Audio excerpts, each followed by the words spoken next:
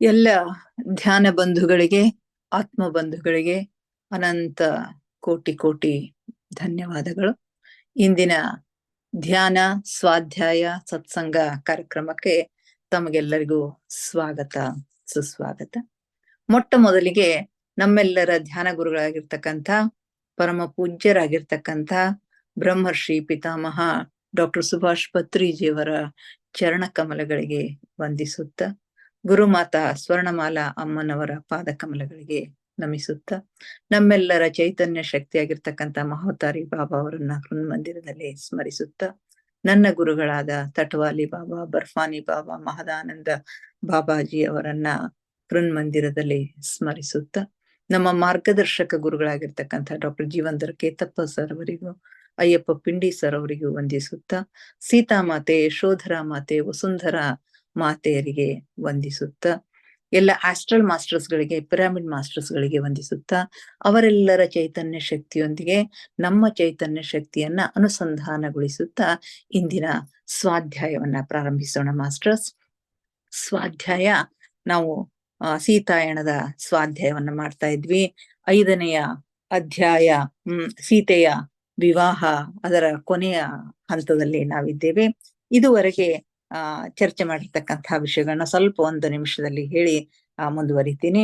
ಇದುವರೆಗೆ ಸೀತೆಯ ವಿವಾಹದ ಅಂಗವಾಗಿ ಸ್ವಯಂವರದ ಆಯೋಜನೆಯ ಮಾತುಕತೆಗಳು ನಡೆದಿದ್ದು, ಸ್ವಯಂವರದಲ್ಲಿ ಭಾಗವಹಿಸ್ಲಿಕ್ಕೆ ಎಲ್ಲ ಆರ್ಯವರ್ತದ ರಾಜರಿಗೆ ಆಮಂತ್ರಣ ಕೊಟ್ಟಿರ್ತಕ್ಕಂಥದ್ದು, ಅಯೋಧ್ಯೆಯಿಂದ ರಾಮ ಲಕ್ಷ್ಮಣರು ಬಂದಿರತಕ್ಕಂಥದ್ದು, ಅವರು ಮಿಥಿಲೆಯ ದೇವಾಲಯದಲ್ಲಿ ಮೊದಲ ಬಾರಿಗೆ ರಾಮ ಸೀತೆಯರು ಭೇಟಿಯಾಗಿದ್ದು, ನಂತರ ಸುನಯನ ಮಾತೆಯ ಕುತೂಹಲಕ್ಕೆ ಸೇವಕಿಯರೆಲ್ಲ ರಾಮನ ಒಂದು ಕುರಿತು, ಆತನ ವ್ಯಕ್ತಿತ್ವವನ್ನ ಕುರಿತು, ಆತನ ರೂಪ ಲಾವಣ್ಯ ವ್ಯಕ್ತಿತ್ವವನ್ನು ಕುರಿತು ಸೇವಕಿಯರೆಲ್ಲ ವರ್ಣನೆ ಮಾಡಿರ್ತಕ್ಕಂಥದ್ದು.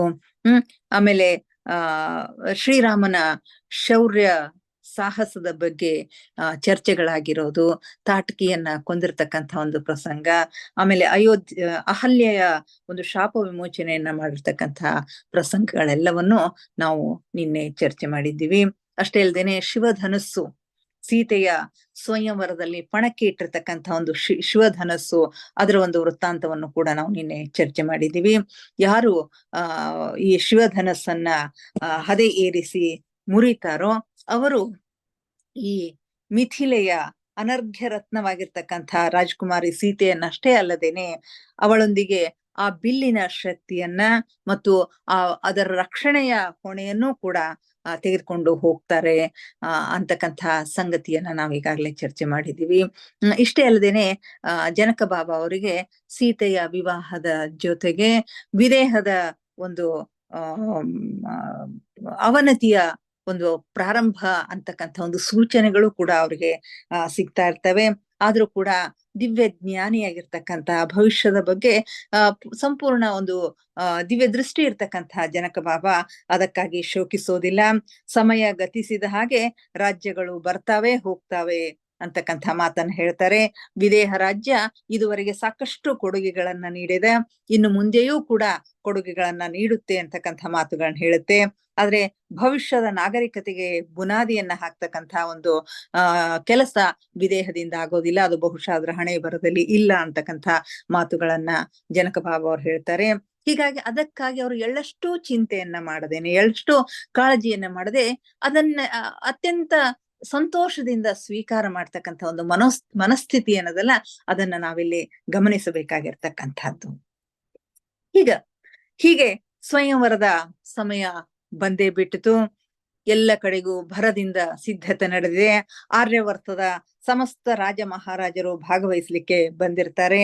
ಎಲ್ಲ ಸಿದ್ಧತೆ ಆಗಿದೆ.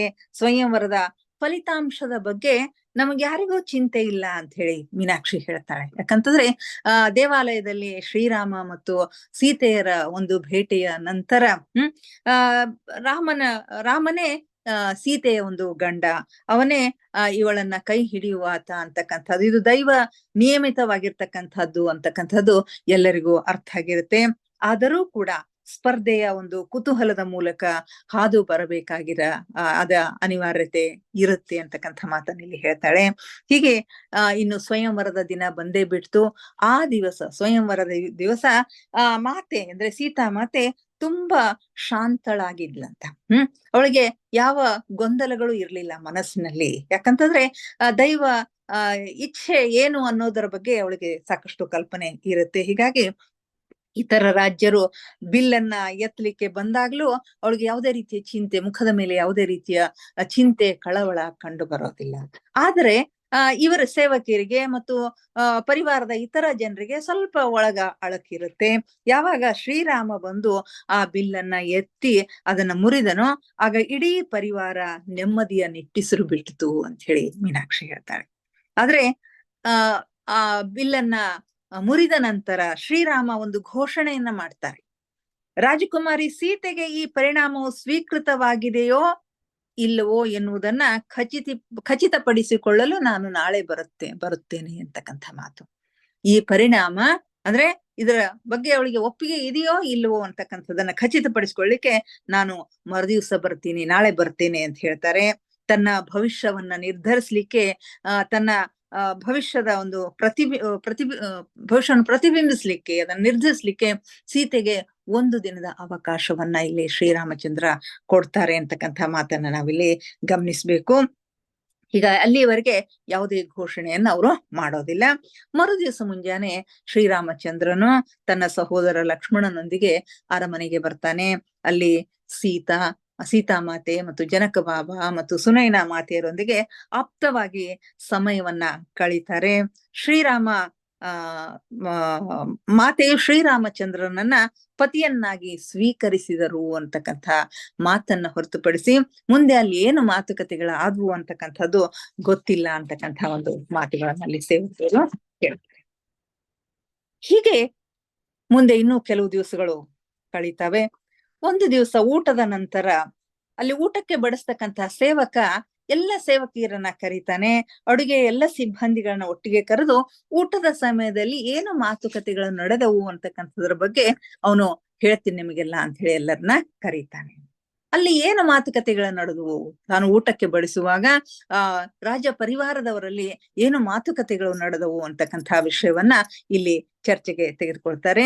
ಸ್ವಯಂವರದ ಸಮಯದಲ್ಲಿ ಶ್ರೀರಾಮ ಮತ್ತು ಲಕ್ಷ್ಮಣರು ಮಿಥಿಲೆಗೆ ಆಗಮಿಸಿರುವುದು ಎಷ್ಟು ಅದೃಷ್ಟ ಅಂತ ಹೇಳಿ ಜನಕ ಬಾಬಾ ಹೇಳ್ತಾರೆ.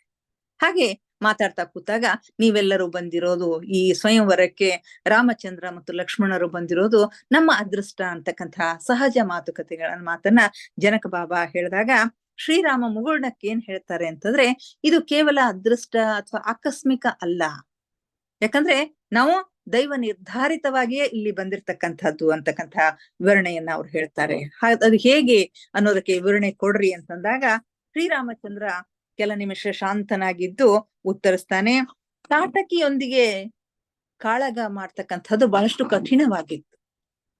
ತಾಟಕಿಯೊಂದಿಗೆ ಕಾಳಗವು ಬಹಳ ಕಠಿಣವಾಗಿತ್ತು ಅಂತ ಹೇಳ್ತಾರೆ. ನೋಡ್ರಿ, ಒಬ್ಬ ಧನುರ್ಧಾರಿ ಶೂರನಾಗಿರ್ತಕ್ಕಂಥ ಒಬ್ಬ ಮಹಾರಾಜನಿಗೆ ಒಬ್ಬ ಹೆಣ್ಣು ಮಗಳ ಜೊತೆಗೆ ಯುದ್ಧ ಮಾಡೋದು ಬಹಳಷ್ಟು ಕಠಿಣ. ಯಾಕಂದ್ರೆ ಅದು ಮಾನಸಿಕವಾಗಿ ಅವನಿಗೆ ಹಿಂಸೆಯನ್ನ ಕೊಡ್ತಾ ಇತ್ತು.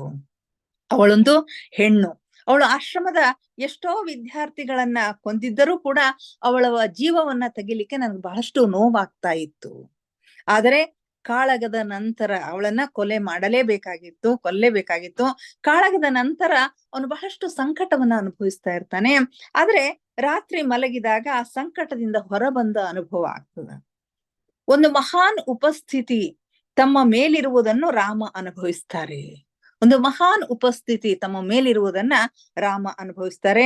ಅದು ಶಾಂತಿ ಮತ್ತು ಪ್ರೀತಿಯ ಭಾವನೆಯನ್ನ ತಂದಿತ್ತು. ಆ ಉಪಸ್ಥಿತಿ ಎಂಥದಿತ್ತು? ಶಾಂತಿ ಮತ್ತು ಪ್ರೀತಿಯ ಭಾವನೆಯಿಂದ ತುಂಬಿತ್ತು. ಕಾಳಗದಿಂದ ಅನುಭವಿಸಿದ ಎಲ್ಲ ನೋವುಗಳನ್ನ ಅದು ಶಮನಗೊಳಿಸಿತು. ಆ ಒಂದು ಶಕ್ತಿ ಎಷ್ಟಿತ್ತು ಅಂತಂದ್ರೆ ಆ ಕಾಳಗದಿಂದ ರಾಮ ಏನು ನೋವನ್ನ ಅನುಭವಿಸಿರ್ತಾನಲ್ಲ ಅದೆಲ್ಲವನ್ನು ಶಮನಗೊಳಿಸಿತ್ತು. ನಂತರ ಅವರು ಆ ಉಪಸ್ಥಿತಿಯಲ್ಲಿನೇ ಆರಾಮದಾಯಕವಾಗಿ ದೀರ್ಘವಾದ ನಿದ್ರೆಗೆ ಹೋಗ್ತಾರೆ. ಆದ್ರೆ ಮುಂಜಾನೆವರೆಗೆ ಆ ಉಪಸ್ಥಿತಿ ಇರ್ತದಂತ. ಮುಂಜಾನೆ ಆದ ತಕ್ಷಣ ಆ ಉಪಸ್ಥಿತಿ ಹೋಗ್ಬಿಡ್ತದ.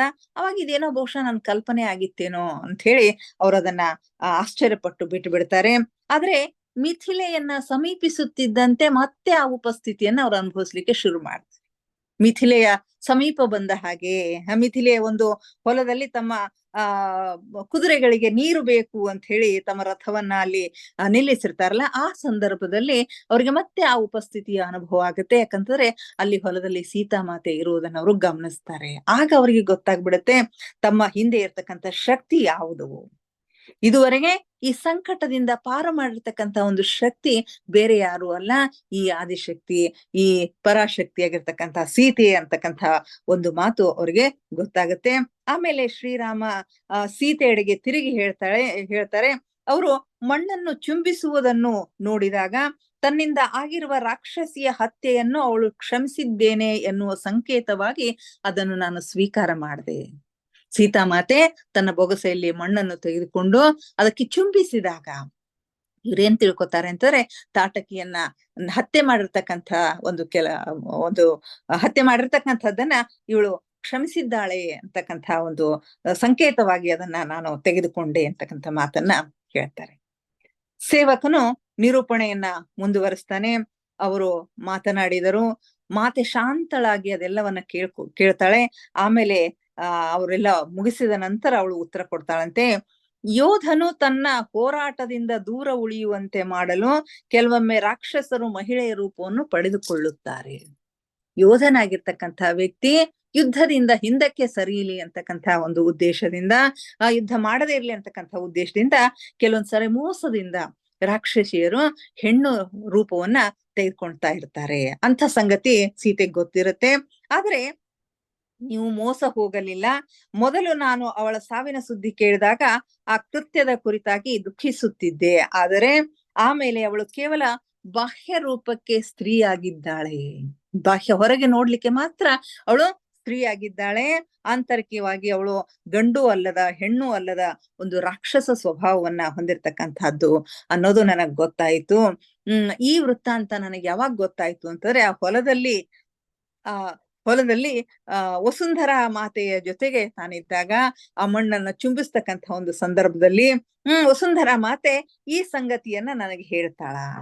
ನನಗಿದನ್ನ ಅರ್ಥ ಮಾಡ್ಕೊಳ್ಳಿಕ್ಕೆ ಅವಳು ಸಹಾಯ ಮಾಡಿದ್ದಕ್ಕಾಗಿ ನಾನು ಆ ಮಣ್ಣನ್ನ ಚುಂಬಿಸಿದೆ ಅಂತ ಹೇಳಿ ಆಳವಾದ ಸತ್ಯದ ಬಗ್ಗೆ ಅವಳು ನನಗೆ ಅರಿವು ಮೂಡಿಸಿದಳು ಅಂತಕ್ಕಂಥ ಒಂದು ಸತ್ಯ ಸಂಗತಿಯನ್ನ ಇಲ್ಲಿ ಅವಳು ಹೇಳ್ತಾಳೆ.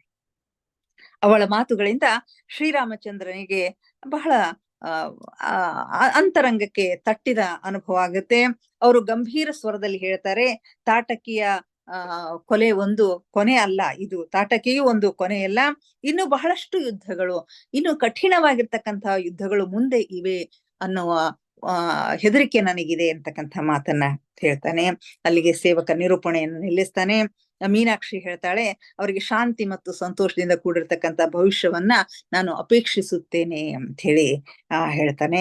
ರಾಕ್ಷಸರ ವಿರುದ್ಧದ ಹೋರಾಟ ಅಲ್ಲ, ಅವರಿಗೆ ಒಳ್ಳೆಯ ಒಂದು ಭವಿಷ್ಯ, ಒಳ್ಳೆಯ ಶಾಂತಿ ಮತ್ತು ಸಂತೋಷದಿಂದ ಕೂಡಿರ್ತಕ್ಕಂಥ ಒಂದು ಬದುಕು ಸಿಗ್ಲಿ ಅಂತ ಹೇಳಿ ಹೇಳ್ತಾಳೆ. ಆದ್ರೆ ಸೋಮ ಮಧ್ಯಪ್ರವೇಶ ಮಾಡಿ, ನಮ್ಮಲ್ಲಿ ಯಾರೂ ಚಿಂತಿಸಬೇಕಾಗಿರ್ತಕ್ಕಂಥ ಕಾರಣ ಇಲ್ಲ. ಶ್ರೀರಾಮಚಂದ್ರ ಏನೇ ಮಾಡಿದ್ರು ಅದು ನಮ್ಮೆಲ್ಲರ ರಕ್ಷಣೆಗೋಸ್ಕರ, ನಮ್ಮೆಲ್ಲರ ಹಿತಕ್ಕಾಗಿ ಮಾಡ್ತಾರೆ. ತಮ್ಮ ಎಲ್ಲಾ ಸಾಹಸಗಳಲ್ಲಿ ಅವರು ಯಶಸ್ವಿ ಆಗ್ತಾರೆ. ಇಷ್ಟಕ್ಕೂ ಅವರು ಯಾರು, ನಮ್ಮ ಮಾತೆ ಆಯ್ಕೆ ಮಾಡಿಕೊಂಡಿರ್ತಕ್ಕಂಥ ಒಬ್ಬರು ಅವರು ಆಗಿದ್ದಾರೆ ಅಂತಕ್ಕಂಥ ಮಾತನ್ನ ಸೋಮ ಇಲ್ಲಿ ಹೇಳ್ತಾಳೆ. ಕೊನೆಗೆ ಮದುವೆಯ ಸಿದ್ಧತೆಗಳೆಲ್ಲ ಆರಂಭವಾಗಿರ್ತಾವು. ಭರದಿಂದ ಸಿದ್ಧತೆಗಳು ನಡೆದಿರ್ತಾವು. ಅಯೋಧ್ಯೆಯ ಅತಿಥಿಗಳ ಸ್ವಾಗತ ಮತ್ತು ಸಮಾರಂಭಗಳು ಜೊತೆಗೆ ನಡೆದಿರ್ತಾವು. ಅದು ತುಂಬಾ ಉಲ್ಲಾಸದಿಂದ ಸಂತೋಷದಿಂದ ಕೂಡಿರ್ತಕ್ಕಂತಹ ದಿನಗಳು ಆಗಿರ್ತಾವು. ಆದರೆ ಮೀನಾಕ್ಷಿ ಒಳಗೊಳಗೆ ಮಾತೆಯನ್ನು ಬೀಳ್ಕೊಡುವ ಸಮಯ ಸಮೀಪಿಸುತ್ತಿರುವುದು ಅವಳ ದುಃಖಕ್ಕೆ ಕಾರಣ ಆಗಿರುತ್ತೆ. ಅವಳಿಲ್ಲದ ನನ್ನ ಬದುಕನ್ನ, ಅವಳಿಲ್ಲದ ನನ್ನ ಜೀವನವನ್ನ ನಾನು ಊಹಿಸಲು ಸಾಧ್ಯವಿಲ್ಲ ಅಂತ ಹೇಳಿ. ಹಾಗೆ ಒಂದು ವೇಳೆ ಮಾತೆ ಹೋದ ನಂತರ ಏನಾಗಬಹುದು ಅಂತಕ್ಕಂಥ ಒಂದು ವಿಚಾರವನ್ನು ಅವಳು ಮಾಡ್ತಾ ಇರ್ತಾಳೆ. ಜನಕ ಬಾಬಾ ಹೆಚ್ಚು ಏಕಾಂತದಲ್ಲಿ ಮುಳುಗಬಹುದು. ಸುನೈನಾ ಮಾತೆಯವರು ಆಡಳಿತದಲ್ಲಿ ಹೆಚ್ಚು ಜವಾಬ್ದಾರಿಗಳನ್ನ ವಹಿಸಿಕೊಳ್ಳಬಹುದು. ಇನ್ನು ಅರಮನೆಯಲ್ಲಿ ಇರ್ತಕ್ಕಂಥ ನಾವು ಸೇವಕರು ಅರಮನೆಯನ್ನ ಬೆಳಗಿಸಿದವರ, ನಮಗೆ ಸಂತೋಷವನ್ನು ನೀಡಿದವರ ಅನುಪಸ್ಥಿತಿಯಲ್ಲಿ ಕೇವಲ ನಾವು ಸೇವಕರು ಮಾತ್ರ ಉಳಿತೇವೆ ಅಂತಕ್ಕಂಥ ಒಂದು ವಾಸ್ತವಿಕತೆಯನ್ನ ಅವಳು ಒಪ್ಪಿಕೊಳ್ಳುವುದರಲ್ಲಿ ಇರ್ತಾಳೆ.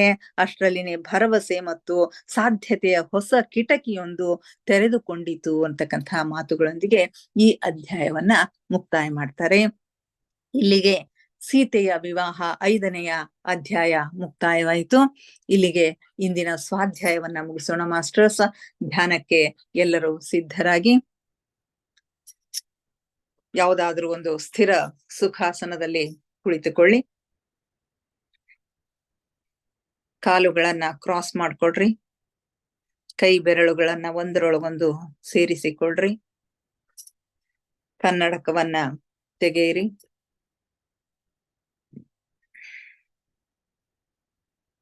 ಕಣ್ಣುಗಳನ್ನ ನಿಧಾನವಾಗಿ ಮುಚ್ಚಿ. ಮುಖದ ಮೇಲೆ ಮಂದಹಾಸವಿರಲಿ. ದೇಹದ ಯಾವ ಭಾಗದಲ್ಲಿಯೂ ಬಿಗಿತ ಬೇಡ. Relax, relax, relax please.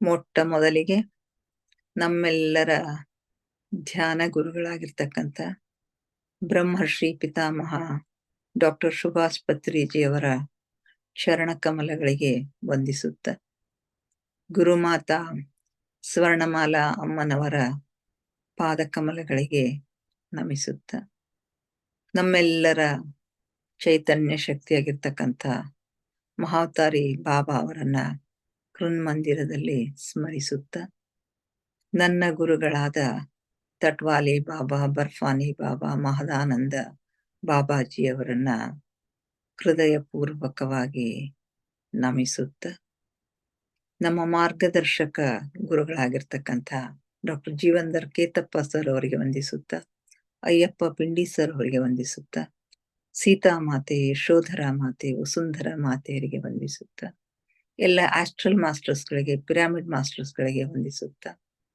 ಎಲ್ಲ ಬ್ರಹ್ಮರ್ಷಿಗಳು, ಬ್ರಹ್ಮರ್ಷಿ ಪತ್ನಿಯರಿಗೆ ವಂದಿಸುತ್ತ, ಸಪ್ತರ್ಷಿಗಳು, ಸಪ್ತರ್ಷಿ ಪತ್ನಿಯರಿಗೆ ವಂದಿಸುತ್ತ, ಅವರೆಲ್ಲರ ಉಪಸ್ಥಿತಿಯೊಂದಿಗೆ, ಅವರೆಲ್ಲರ ಚೈತನ್ಯ ಶಕ್ತಿಯೊಂದಿಗೆ ನಮ್ಮ ಚೈತನ್ಯ ಶಕ್ತಿಯನ್ನ ಅನುಸಂಧಾನಗೊಳಿಸುತ್ತ, ಅವರೆಲ್ಲರನ್ನು ನಮ್ಮ ಈ ಧ್ಯಾನಕ್ಕೆ ಆತ್ಮಪೂರ್ವಕವಾಗಿ ಆಹ್ವಾನಿಸುತ್ತ, ಅವರೆಲ್ಲರ ಉಪಸ್ಥಿತಿಯಲ್ಲಿ ಅವರೆಲ್ಲರೂ ನಮ್ಮ ಜೊತೆಗೆ ಜ್ಯೋತಿ ಸ್ವರೂಪದಲ್ಲಿ ಬಂದು ಕುಳಿತು ಧ್ಯಾನಸ್ಥರಾಗಿದ್ದಾರೆ ಎಂದು ಭಾವಿಸುತ್ತ ಇಂದಿನ ಧ್ಯಾನವನ್ನ ಆರಂಭಿಸೋಣ ಮಾಸ್ಟರ್ಸ್.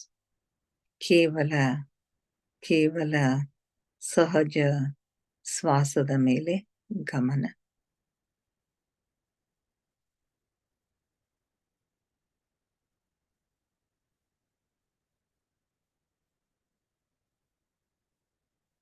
ಒಳ ಹೋಗುವ ಉಸಿರು, ಹೊರಬರುವ ಉಸಿರನ್ನು ಏಕಧಾರೆಯಾಗಿ ನಿರಂತರವಾಗಿ ಗಮನಿಸಿ ಮಾಸ್ಟರ್ಸ್. ಉಸಿರನ್ನ ಒಳಗೆ ತೆಗೆದುಕೊಂಡಾಗ ತಂಪು ಅನುಭವ, ಹೊರಗೆ ಬಿಟ್ಟಾಗ ಬಿಸಿ ಅನುಭವವಾಗುತ್ತದೆ.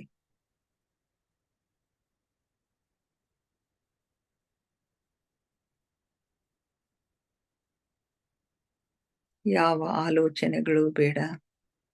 ಆಲೋಚನೆಗಳು ಬಂದರೆ ಅವುಗಳನ್ನ ಬದಿಗೆ ಸರಿಸಿ ಮತ್ತೆ ಉಸಿರಾಟದ ಮೇಲೆ ಗಮನ ಹರಿಸಿ ಮಾಸ್ಟರ್ಸ್. ಒಂದೊಂದು ಉಸಿರು ನಿಮ್ಮ ಗಮನವನ್ನು ಬಿಟ್ಟು ಹೋಗದಂತೆ, ನಿಮ್ಮ ಗಮನಕ್ಕೆ ಬಾರದಂತೆ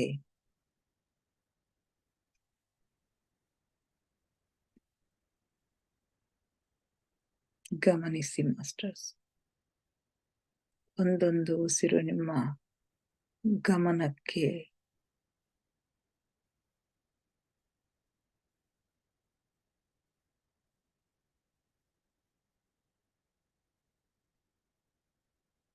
ಉಚ್ಛ್ವಾಸ ನಿಶ್ವಾಸದ ಮಧ್ಯ ಬಿಂದು, ಅದು ನಮ್ಮ ಧ್ಯಾನ ಬಿಂದು, ಅದುವೇ ನಮ್ಮ ಆಂತರಿಕ ಜಗತ್ತಿನ ಒಳ ಜಗತ್ತಿನ ಕೀಲಿಕೈ. ಅಲ್ಲಿ 1 ಸೆಕೆಂಡ್ ನಿಲ್ಲಲು ಅಭ್ಯಾಸ ಮಾಡಿ ಮಾಸ್ಟರ್ಸ್. ಅಲ್ಲಿ ನಿಮಗೆ ಒಳ ಜಗತ್ತು ತೆರೆದುಕೊಳ್ಳುತ್ತದೆ. ಅಲ್ಲಿಯ ದೃಶ್ಯಗಳನ್ನು ಗಮನಿಸಿ.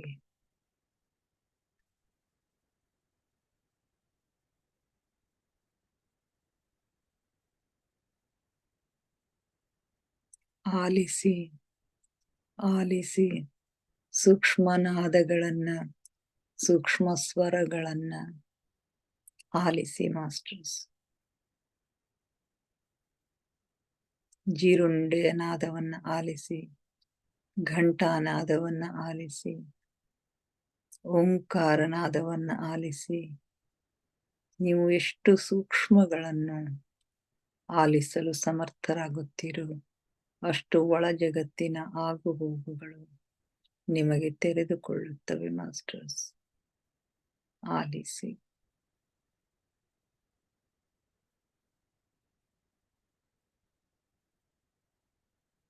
ನಾನು ದೇಹವಲ್ಲ, ನಾನು ಆತ್ಮಸ್ವರೂಪಿ. ನನ್ನ ಉಸಿರೇ ನನ್ನ ಗುರು. ಉಸಿರೆಂಬ ಗುರುವಿನ ಸಹಾಯದಿಂದ ನನ್ನ ಗಮ್ಯದತ್ತ, ಗುರಿಯತ್ತ ಪಯಣ ಸಾಗಲಿ ಮಾಸ್ಟರ್ಸ್. ನಮ್ಮ ಗುರಿ, ನಮ್ಮ ಗಮ್ಯ ಆತ್ಮ ಸಾಕ್ಷಾತ್ಕಾರ, ಪರಮಾತ್ಮ ಸಾಕ್ಷಾತ್ಕಾರ.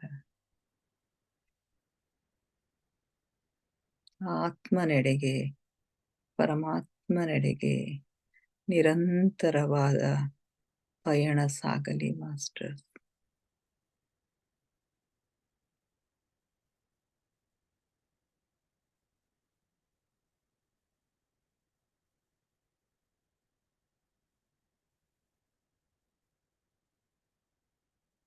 ಉಸಿರು ನಿಧಾನವಾಗ್ತಾ ಇದೆ, ಧ್ಯಾನ ಆಳವಾಗ್ತಾ ಇದೆ. ಉಸಿರು ನಿಧಾನವಾಗುತ್ತಾ ನಿಧಾನವಾಗುತ್ತಾ ಚಿಕ್ಕದಾಗುತ್ತಾ ಚಿಕ್ಕದಾಗುತ್ತಾ ಭ್ರೂ ಮಧ್ಯದಲ್ಲಿ ಬಂದು ಸ್ಥಿರಗೊಳ್ಳುತ್ತೆ. ಅಲ್ಲಿ ನಮ್ಮ ಆಜ್ಞಾಚಕ್ರ ಆಕ್ಟಿವೇಟ್ ಆಗುತ್ತೆ. ಹಲವು ಬಣ್ಣಗಳು, ಹಲವು ವಿಷನ್ಗಳು ಕಾಣಿಸುತ್ತವೆ. ಗಮನಿಸಿ ಮಾಸ್ಟರ್ಸ್, ಗಮನಿಸಿ.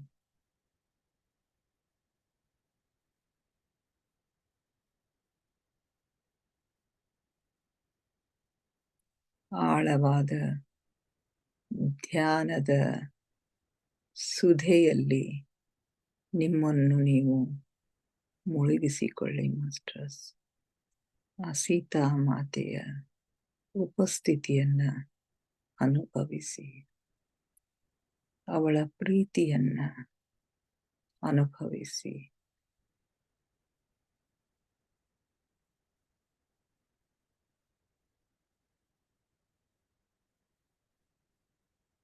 ಧ್ಯಾನವಾದ ಆಳದ ಅಮೃತವನ್ನ ಸವಿರಿ ಮಾಸ್ಟರ್ಸ್. ಆನಂದಿಸಿ, ಆಹ್ಲಾದಿಸಿ, ಪರಮಾನಂದವನ್ನ ಅನುಭವಿಸಿ ಮಾಸ್ಟರ್ಸ್.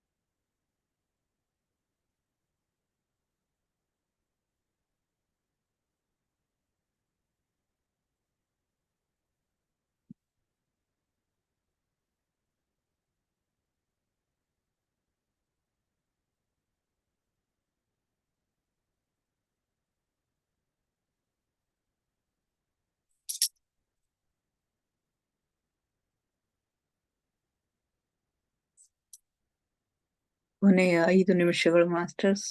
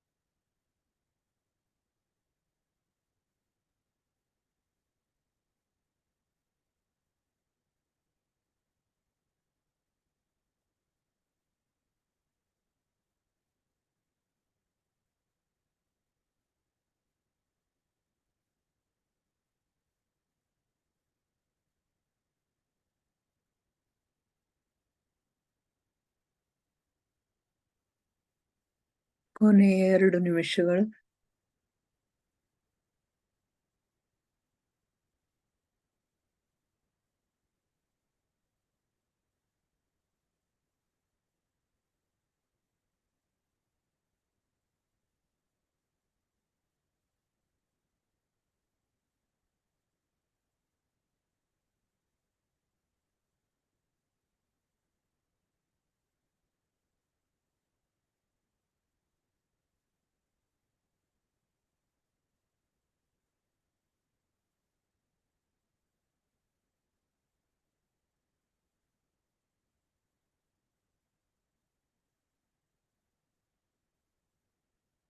ಕೊನೆಯ 1 ನಿಮಿಷ ಮಾಸ್ಟರ್ಸ್.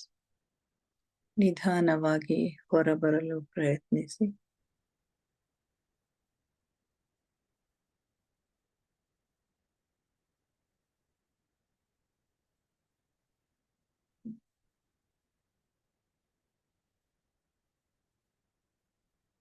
Thirty seconds.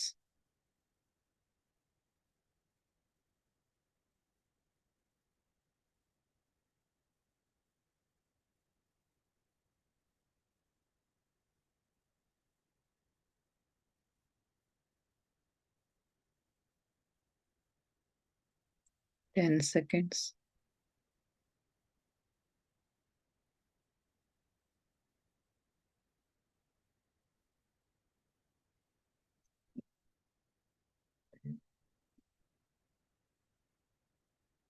5, 4, 3, 2, 1, 0. ನಿಧಾನವಾಗಿ ನಿಮ್ಮ ಕೈ ಬೆರಳುಗಳನ್ನ ಬಿಡಿಸ್ಕೊಳ್ಳಿ ಮಾಸ್ಟರ್ಸ್. ಬಿಡಿಸ್ಕೊಂಡು ಕಣ್ ಮೇಲೆ ಇಟ್ಕೊಡ್ರಿ. 5 seconds. 5, 4, 3, 2, 1, 0.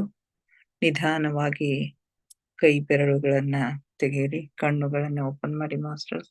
Thank you, thank you, thank you everybody. ನಮ್ಮ ಧ್ಯಾನಕ್ಕೆ ಶಕ್ತಿಯನ್ನ ನೀಡಿ ನಮ್ಮೊಂದಿಗೆ ಕುಳಿತು ಧ್ಯಾನ ಮಾಡಿದ ಎಲ್ಲ ಮಾಸ್ಟರ್ಸ್ಗಳಿಗೆ ಅನಂತ ಕೋಟಿ ಕೋಟಿ ಧನ್ಯವಾದಗಳನ್ನ ಅರ್ಪಿಸುತ್ತಾ, ನಿಮಗೆಲ್ಲರಿಗೂ ಮತ್ತೊಮ್ಮೆ ಧನ್ಯವಾದಗಳನ್ನ ಅರ್ಪಿಸುತ್ತಾ, thank you, thank you, thank you everybody.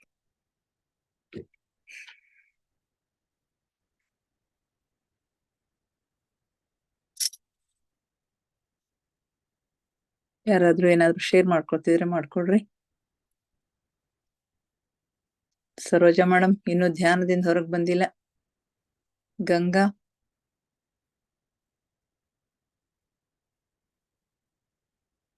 ಹಾ ಎನರ್ಜಿ ಭಾಳ ಐತಿ ಇವತ್ತು.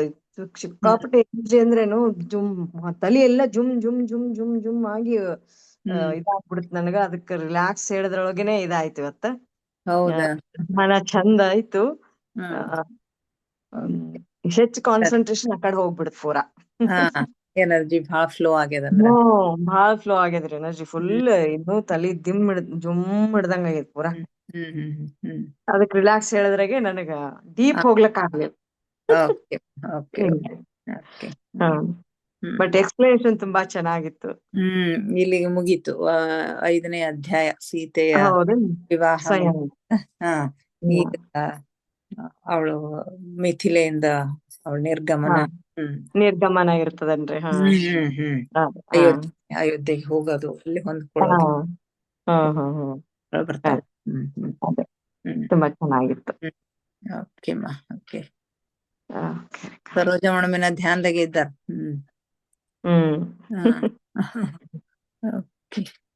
Saroja madam, sir Shobha madam ಇದ್ದಾರೇನೋ? ಇಲ್ಲ, ಆ ಸರೋಜಾ ಮೇಡಮ್ನೆ ಶೋಭಾ ಅನ್ನೋ ಹೆಸರ್ಲಿಂದ. ಹೌದ್ರಿ. ಏನೋ ಧ್ಯಾನದಾಗ ಇದ್ದಂಗ ಕಾಣಿಸ್ತಾರ. ಹೊರ ಬಂದ್ರಿ ಮೇಡಮ್? ಮಾತಾಡ್ರಿ ಮೇಡಮ್. ಅನ್ಮ್ಯೂಟ್ ಮಾಡ್ಕೊಂಡ್ ಮಾತಾಡ್ರಿ. ಅನ್ಮ್ಯೂಟ್ ಮಾಡ್ಕೊಡ್ರಿ. ಧ್ಯಾನ ಬಹಳ ಚೆನ್ನಾಗೈತಿ ಮೇಡಮ್. ಚೆನ್ನಾಗೈತ್ರಿ ಮೇಡಮ್. ನೀವಂತೂ ಅಲ್ಲಿನೂ ಇದು ಮಾಡಿ ಈ ಕಡೆ ನಮ್ಮಲ್ಲಿನೇ ಧ್ಯಾನಕ್ಕೆ ಕೂಡ್ಲಿಕತ್ತೀರಿ. ನನ್ಗ ಅದು ಸಂತೋಷ. ಎಲ್ಲಿ ಜಾಯ್ನ್ ಆಗಿದ್ರಿ? ಇಲ್ಲಿ ಜಾಯ್ನ್ ಅಲ್ಲಿಯೂ ಬೆಳಕಿಗೆ ಬಾಗಿಲುಗಳು ಇವತ್ತು ಸುನಂದಮ್ಮ ಮೇಡಮ್ ಹೇಳಿದ್ರು. ಹೌದಲ್ರಿ? ತುಮಕೂರಿನಿಂದ ಬೆಳಕಿಗೆ ಬಾಗಿಲು.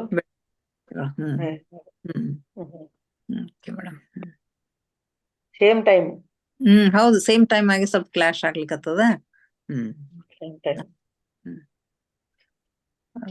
ಏನಾರ ಸಜೆಷನ್ಸ್ ಇದ್ರೆ ಹೇಳ್ರಿ ಮೇಡಮ್. ಜಾಯ್ನ್ ಆಗ್ಯಾರಲ್ರಿ ಇವತ್ತು? ಹೌದ್ರಿ. ಸ್ವಲ್ಪ ಕಡಿಮೆ. ವಂಜಾಕ್ಷಿ ಮತ್ತೆ ಟ್ರಿಪ್ಪಿಗೆ ಹೋಗ್ಯಾರ. ಅದು ಅದೇ ಸ್ವಲ್ಪ ಸ್ಯಾಟರ್ಡೆ ಸಂಡೇ ಅನ್ನೋದು ಏನಾರ ಟ್ರಿಪ್. ಇವ್ರುನು ಕಂಚನನು ಎಲ್ಲೋ ಹೋಗ್ಯಾರ ಮಾಡ್ಕೊಂಡು. ಹಂಗ 2 ದಿವಸ ಮಂಡೇ ಟು ಫ್ರೈಡೆ ಮಾಡ್ರು. 1-2 ದಿವಸ ತಗೋರ ಎಲ್ಲಾರ್ಗಿನು ಸ್ವಲ್ಪ ಇದನ್ನಸ್ತದ ಅಂತ ಹೇಳ ನೋಡೋಣ, ವಿಚಾರ ಮಾಡಣ್ರಿ. ಹಂಗ್ ಮಾಡಿದ್ರ ಹೆಂಗ ಆಗ್ತದ. ನಂಬಲ್ಲಿ ಏನದ ಸ್ವಲ್ಪ ರೆಗ್ಯುಲಾರಿಟಿ ಇರ್ಲಿ ಅಂತ ಇಟ್ಟಂಗ ಆಗ್ತದ. ಇಲ್ಲ ರೆಗ್ಯುಲಾರಿಟಿ ಇದ್ರನೆ ಚಂದ್ರಕ್. ಅದ್ ಗ್ಯಾಪ್ ಆಯ್ತಂದ್ರ ಮತ್ತದ್ ಇದಾಗ್ತದ. ಎಕ್ಸಾಕ್ಟ್ ಜನ ಜಾಯ್ನ್ ಆಗಲ್ರಕ್ಕ. ರೆಗ್ಯುಲರ್ ಇಟ್ಬಿಡೋಣ. ರೆಗ್ಯುಲರ್ ಇಲ್ಲ. ಅದ್ರದ್ದು ಎನರ್ಜಿನೇ ಬೇರೆ, ಅದ್ರದ್ದು ಎಫೆಕ್ಟೇ ಬೇರೆ. ಹೌದೌದು. 2 ದಿವ್ಸ ಗ್ಯಾಪ್ ಆಯ್ತಂದ್ರ ಮತ್ತ ನಂಬಲಿನೇ ಎನರ್ಜಿ ಇದಾದಂಗ ಆಗ್ತದ. ಇಲ್ಲ ಬ್ಯಾಡ್ರಿ. ಆಯ್ತು. ಅಲ್ಲಿ ನಿಮ್ಗೇನ್ ತೊಂದ್ರೆ ಆಗಂಗಿಲ್ಲ. ಸ್ಯಾಟರ್ಡೆ ಸಂಡೇ ಏನಾರ ಇದ್ದಾಗ ನಾ ಮೆಸೇಜ್ ಹಾಕಿರ್ತೀನಿ. ಅಷ್ಟೇ. ಹೊರಗದ್ ಹೋದ್ರ ಮಾಡಿದ್ರ ಹಂಗಿತ್ತಂದ್ರೆ ಹಾಕ್ರಿ. ಇಲ್ಲ ಅಂತಂದ್ರೆ ಕಂಟಿನ್ಯೂ ಇಟ್ಬಿಡ್ರಿ ಅಷ್ಟೇ. ಓಕೆ ರೀ. Thank you. ಮತ್ತೆ ನಾಳೆ ಅಧ್ಯಾಯ ಸತ್ಸಂಗದೊಂದಿಗೆ ಎಲ್ಲರಿಗೂ ಅಂತ ಕೋಟಿ ಕೋಟಿ ಧನ್ಯವಾದಗಳು. Thank you. ತಮಗೂ ಕೋಟಿ ಕೋಟಿ ಧನ್ಯವಾದಗಳು.